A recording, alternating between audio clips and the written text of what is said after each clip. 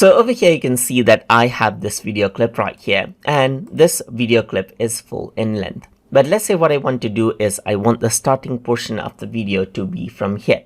In that case, I can go around and select this particular clip.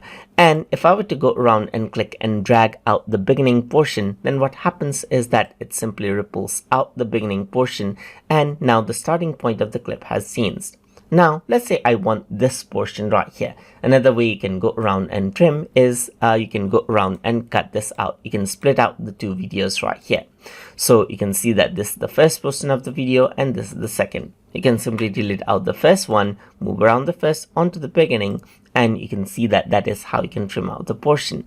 Similarly, you can go around and trim out the rest as well, and simply click and drag this around, and this is how you can trim out a portion of the clip right here. And you want to split it out right here, you can split it out and reshuffle out the video as well. Let me just press Ctrl Z right here and reshuffle out the video, and then this is what you have, as you can see. So if I were to go around and press the play button, this is the newly trimmed and then cut video right here that has been reshuffled and edited.